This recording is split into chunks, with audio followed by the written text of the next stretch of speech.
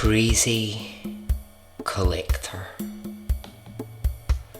A crime so insane it shocked everyone.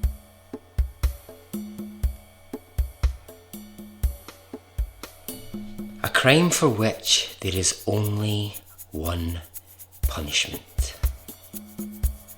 Just one more step. Keep going, you're going in the right direction. One more step forward. Women, can't live with them, can't live without them. Welcome to Extraordinary Stories Podcast.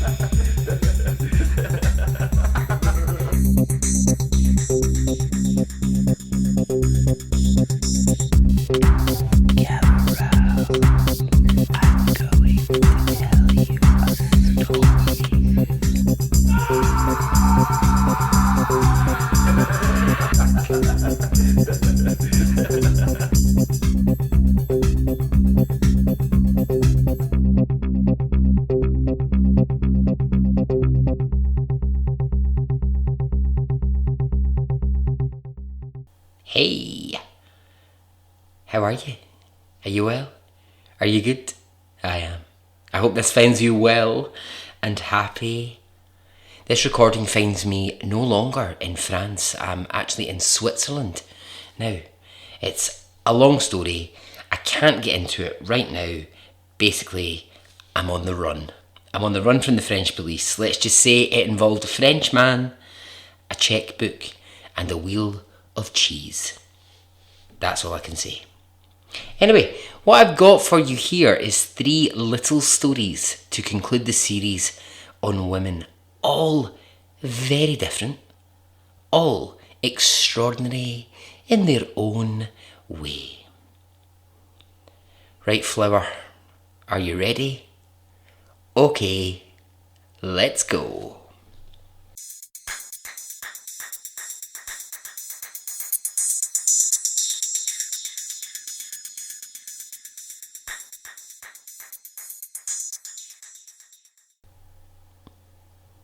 If you were walking down the hilly and beautiful streets of Edinburgh, or Edinburgh, as you Americans like to call it, you would see a pub, a very old, established bar called Maggie Dixon's. I think now it goes by lots of different nicknames. Sometimes it gets called Maggie's, Dixon's, or Dickies. Now the bar has been around forever, and the story of it is a truly extraordinary one. Maggie Dixon was born in the Musselburgh area of Edinburgh City in, get this, 1702. And she married a local fisherman when she was 17. And they lived together in Edinburgh. Now, sadly, the relationship, it wasn't to last forever. And before long, Maggie was to be left entirely on her own. So her fisherman husband upped and left Edinburgh. Off he went to Newcastle, which is in England. And he didn't take Maggie with him. So here she was, young and in Edinburgh on her own, trying to support herself. No one's really entirely sure why that marriage didn't work. It just didn't. Sometimes that happens. Hey, that's life, as they say. So Maggie, being 21 years old, she went to a place called Kelso, which is in the Scottish borders. Side note, if you're ever coming to Scotland, try to visit Kelso. It is beautiful. It's just this old, historic, beautiful place. So anyway, this is where Maggie goes to, and she gets a job as a maid at one of the local inns. Now this is where real trouble is going to begin. Maggie was, as we've said, single, yes, but that's not really the way society saw her. Because you see, she was still someone's wife at the end of the day. I mean, they didn't live together, but she was still a betrothed, whatever the word is, woman. So this is going to cause her trouble when she starts having sex with the innkeeper's son, her boss's son. It soon spells trouble. Maggie abruptly leaves her job at the inn one day and just doesn't return. Where has she gone? Why has she left? Well, Maggie's gone back to Edinburgh because she's fallen pregnant with the innkeeper's child. And this is going to be a scandal. So here's what Maggie does. She conceals the pregnancy by wearing oversized clothes and not letting anyone know that she's pregnant. In the 1700s, this was a crime and it was punishable by a prison sentence. Mad, indeed, totally mad.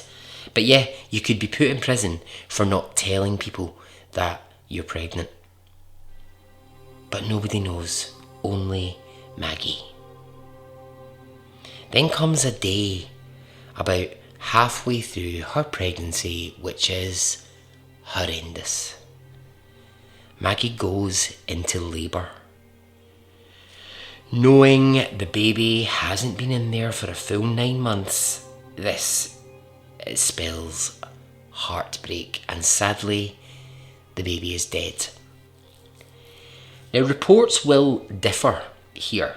Some will say the baby arrived alive and died shortly afterwards. Some will say it was stillborn. Either way, Maggie is in a lot of trouble right now. She could be sent to prison for a long time for concealing this pregnancy. And now she has the death of her baby to deal with. So not knowing what to do or who to talk to, Maggie takes some action, and it's not the smartest of plans. The River Tweed is a very large river which runs from the south of Scotland into the north of England. Now, if you go near the River Tweed these days, all along the side of it you'll find bars, restaurants, picnic places, a cinema, for God's sake. But in the days of Maggie Dixon, it was just grass and swamp. And it's here, on the banks of the river, that Maggie decides to dispose of the body of her baby. The body, days later, is discovered wrapped in a blanket. And when police begin an investigation, it doesn't take them long to get to Maggie and start to question her. People have thought Maggie had been acting suspicious for a while. As much as she had tried to conceal that pregnancy, hiding the bump is one thing, but people were like, something's different about her. And people know things. Being frightened, Maggie confesses everything to the police, and she's arrested. She now faces death or life in prison. Now, at her trial, there is some very questionable testimony from a doctor who says the baby was alive when it was abandoned by the river. Maggie will swear this is not true. She swears down. She says, I would never leave an alive baby by the side of the river. I just would never have done that. But she's really up against it here because she did conceal the pregnancy and there is a dead baby on the riverbank. So the trial ends and Maggie is found guilty of 2 things: concealing the pregnancy and unlawful burying of a child.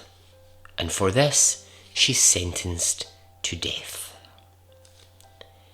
Led to the gallows in Edinburgh in front of a huge waiting crowd, Maggie Dickson, aged 25, steps up to the gallows and she has the noose placed around her neck, and then she drops to her death, hung for the hundreds of witnesses to see and to watch the lifeless body swing. After her hanging, her body is taken down. It is placed into a coffin, and the plan is that it will be buried in a few days' time. In the meantime, those who wanted to have a sort of funeral celebration for Maggie moved the coffin with them to a local pub where they sat mourning her death. This was their wake for Maggie, if you will. And as they sat about lamenting just how sad it was that Maggie had been hung, her coffin was sitting only a few metres away. The lid on the coffin began to rattle. The guests at the wake jumped up in fright, no idea what to do. Had they imagined it? Had they had too much to drink?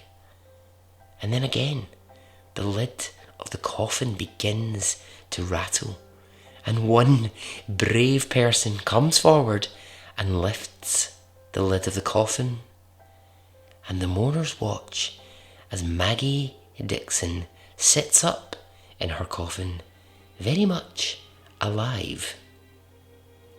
No one quite knows what the fuck is going on. Least of all Maggie. Maggie's last memory is having a noose tied round her neck, and now here she is sitting in a coffin in a pub. Going, okay, what's all this about then? Now she gets helped out of the coffin. The mourners decide they should leave the bar quite quickly, and Maggie walks home in perfect, fine health. The following day she doesn't quite know what to do with herself, so she reports to the local police station, where the officers are stunned, thinking this must be some kind of joke, or are they seeing a ghost? They just haven't got a clue what to do. They said this has never happened. Hanged people do not come back to life. Now, not having a blueprint for how to deal with this, they check with the courts, they ask various judges for their opinions, and it's decided that there's very little they can do here. You see, Maggie had been given the punishment to fit her crime. She'd been hung, it just hadn't quite worked. So there's no more they could do. Maggie was allowed to leave the police station, and she did so quite happily. Maggie Dickson became known as half-hanged Maggie around Edinburgh. Now, she lived and she worked in Edinburgh for the next 40 years. She worked in hotels, shops. People would shout across the street when they saw her, "Hey, it's half-hanged Maggie." She'd become something of a celebrity. At the age of 65, she died of natural causes, living in Edinburgh, and that pub in which she had emerged from her coffin became known as Maggie Dickson's. And so ends story 1. There's If you wanted to get yourself lost down a Reddit or Google rabbit hole of theories, you can do that, because there are so many of them. So many theories about what happened there. I mean, they're crazy. They range from witchcraft theories. There's a very, very prominent theory that actually Maggie knew the guy who made the rope for the nooses, and therefore he had done something special to the rope, knowing it would go around her neck, meaning that she wouldn't die. Then there's theories that actually the police knew about all of this and the whole thing was fake. She was never going to die, and I don't know.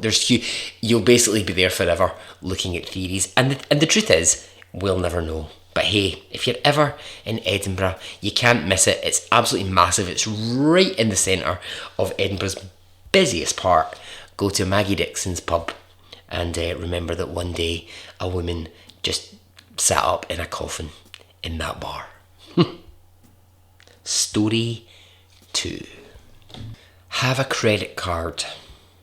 Serve on a jury. Be given birth control tablets. Join an Ivy League school. Attend a military academy. Deny sex to their husband. And practice law. That's a list of things that women were not allowed to do in the 1960s. You just couldn't do those. Shocking. Now, those are the major ones, right? Those are some of the major ones, and they're very well known. But let's talk about someone who took another rule, a very stupid rule, in 1965. She took this very stupid rule very seriously and changed history. Roberta Gibb grew up in the Boston suburbs, and as a teenager she discovered that she loved running. It was a passion of hers. For hours and hours she would run. Just get her trainers on, off she went. Do you know, I've tried running, right? Here is the problem I have. It's not that I don't like running. It's just that I really like singing, right? So the issue I have is when I'm running and I've got my headphones on and I've got, Madonna full volume in my ears, obviously what I want to do is, sing really loudly. So there's problems with this, right? Let me tell you the problems. First of all, I just end up really out of breath because I have to decide, what's more important here, my breathing technique for running or, my breathing technique for hitting the high notes in Like a Virgin. That's obviously an issue. Also, I just think the people around me don't like it.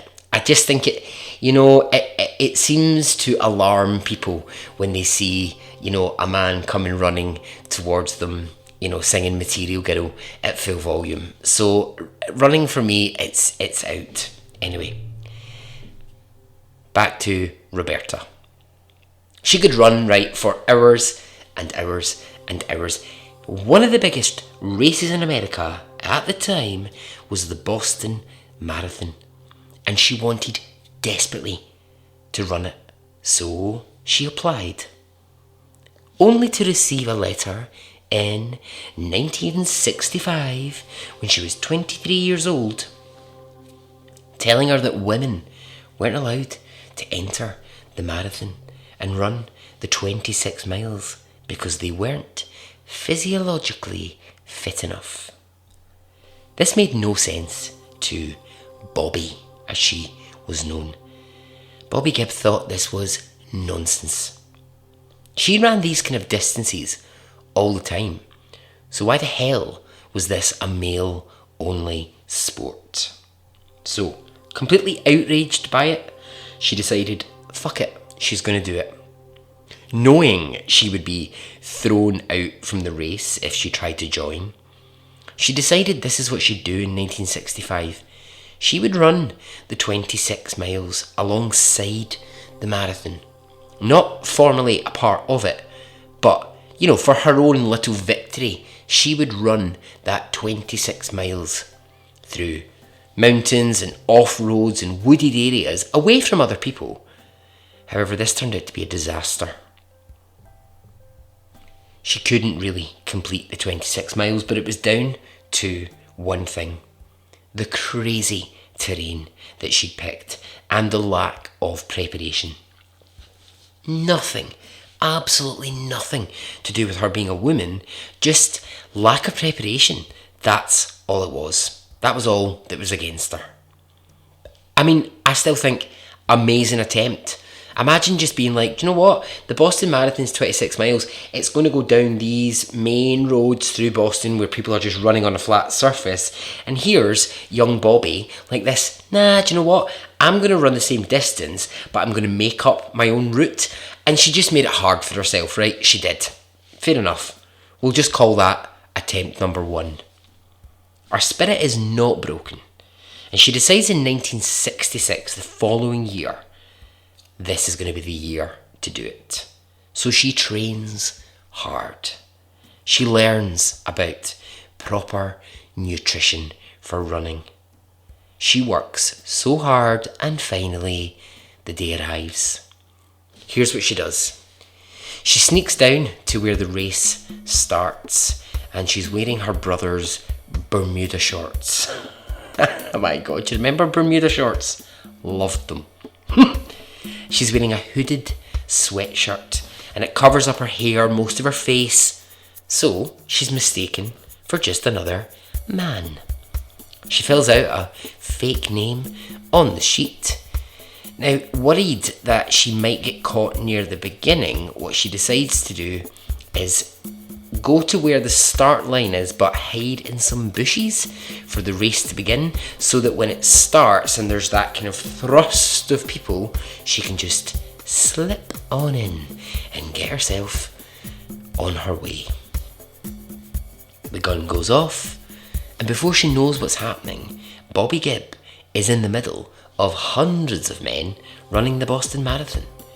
She keeps her head down, she doesn't alert to anyone the fact that she's a woman, but it's not long before people on the sidelines soon work it out. They begin to see her and think, I think that's a woman running this. Now news begins to spread down the sidelines towards the finish that there is a woman, and she's done the impossible. She's snuck in to the Boston Marathon. By this time, some of the men in the race near her have also worked this out. And she says of them, they were very supportive. Some of the men cheered her on and told her to keep going. One man took to running beside her, and he said, if they try to throw you out, we'll form a little circle around you to stop them. This is a free road. No one can stop you from running this.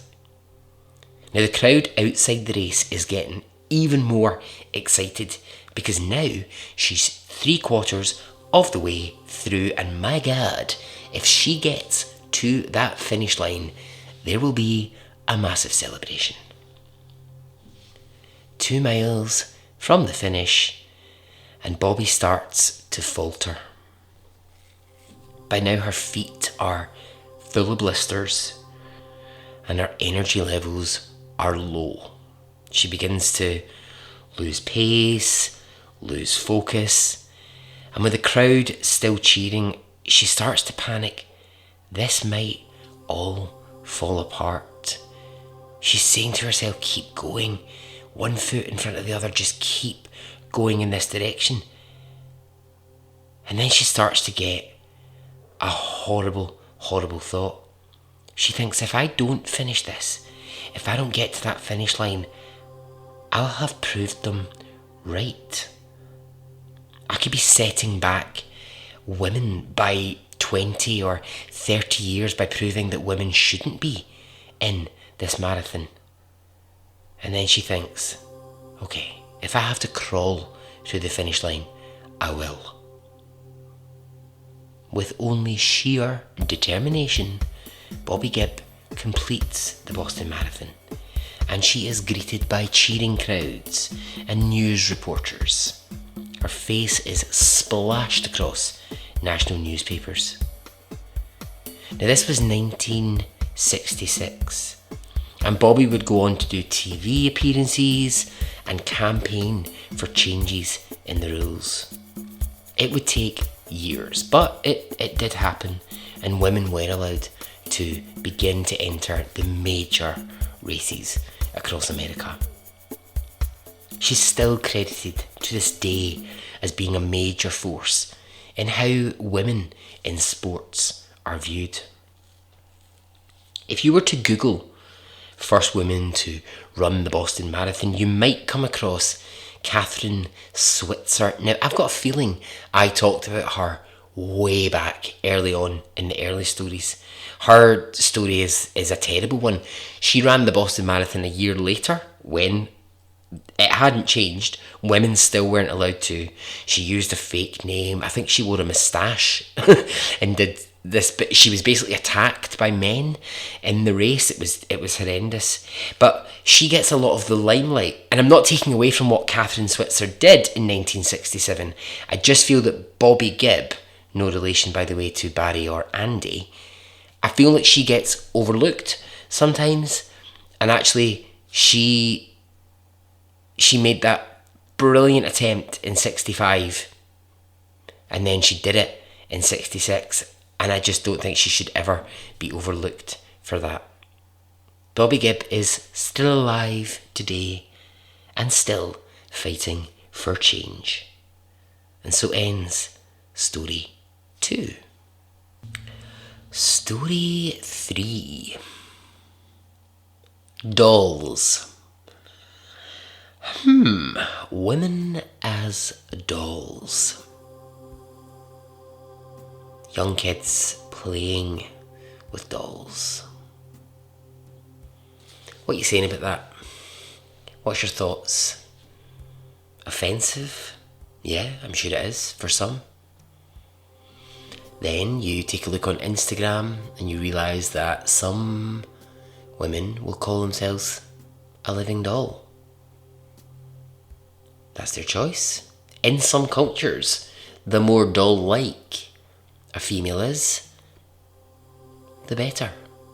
Hey, it's one of those things. I don't have an opinion on it. I'm just saying it's important to this story. I mean, really, my only experience of dolls is when the CEO of Mattel called me just a couple of weeks ago, actually, just to say, you know, he's the guy that makes Barbie. He called me just out the blue and he was like, Barry, look, I think we need a Barry doll. And I was like, oh, look, do you know, I don't know, I'm just a bit shy for that. I feel like, you know, well, it's a bit much. And he was like, I know, but the world is crying out for it. Everyone's asking for it. We're being petitioned by people who say, please, can we get a Barry doll? I just said no. I just think it's a bit much, you know. I mean, potentially I've thrown millions, if not trillions, down the drain by saying no, but you know, that's my choice. Anatoly Moskvin was born in Russia in 1966, and as a child he showed a bizarre fascination with death. His favourite hobby as a child was to walk through the graveyards of Russia and talk about death. Now this freaked his friends out. Where did this come from in such a young boy? Well, he tells this story. He says that when he was 11 years old, he was attending a funeral for a girl who lived in the town where he lived. And at that funeral, he says, when the procession of the body went past, he says that an adult forced his head down and made him kiss the dead girl's face. I think that is a likely story. I feel like that's an excuse people use all the time. I'm sick of hearing that. So this is where he says his fascination with death comes from, because he was forced to kiss a corpse when he was young. So when he grows up, he goes to one of the main universities in Russia. And here's the thing about Anatoly. He is very, very clever. He's listed as being a linguist, a philologist, don't even know what that is, and a historian. And he's got lots of well-paid jobs in Russia. Now, as an adult, he still lives with his elderly parents. I don't know if that's just through circumstance. I'm not judging it. I'm just saying that's what it is. Except that I'm slightly judging him because of his hobby. His hobby is very disturbing. He would at night go into the graveyards near his home and he would dig up the bodies of buried children, specifically girls.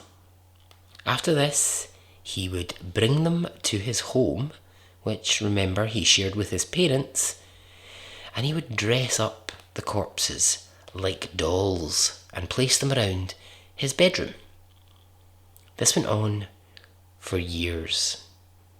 It started out for him with just one or two, and over a 10-year period, he dug up 26 different bodies, ranging from that of 2-year-olds up to 10-year-olds, and he would have outfits made for each of these girls. On the date that he dug them up, he would decide that was their birthday. He would write the date of their birthday on his wall, making sure that each year he could have a birthday party for whichever doll it was that he dug up on that date. He would bring the TV into his bedroom and him and his dolls would sit and watch TV. He would host dinner parties with them. Now, his parents claim they had no idea these were real humans. They thought their son was just into doll collecting. Please, come on. When he was caught in the local graveyard digging up his next doll, police were called, went to his house and discovered the absolute horror that was his bedroom. The 53-year-old was charged, taken to prison and awaited trial. However, he was tested and determined that he had such severe psychological problems that he couldn't face trial. Asked by the press if he would like to apologise to the 26 sets of parents who believed that their daughters had been buried, but in fact had been dug up, dressed up and put in a bedroom, he said this: "There are no parents, in my view. I don't know any of them. Besides, they buried their daughters, and that's where I believe that their rights over them finished. So no, I would not apologise." What a dick. Anatoly was taken to a psychiatric hospital in 2013, where he remains to this day. The parents of those children had to be given back their daughters and re-bury them. That is horrendous. That is a horrendous thing to have to put 26 sets of parents through. All because he wanted a doll collection. And so ends the episode.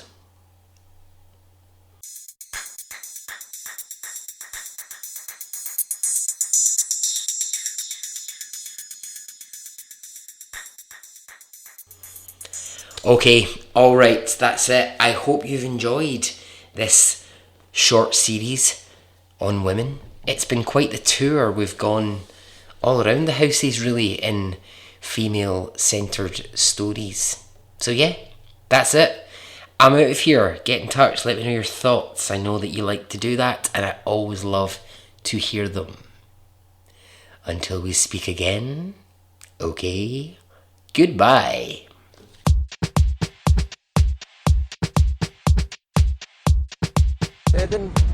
It didn't affect me really one way or the other.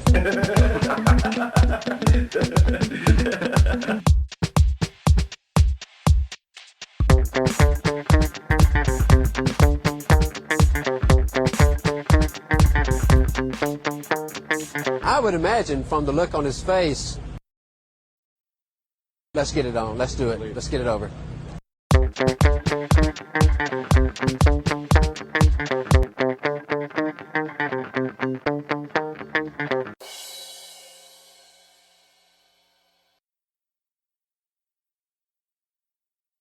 Let's get it on, let's do it, let's get it over.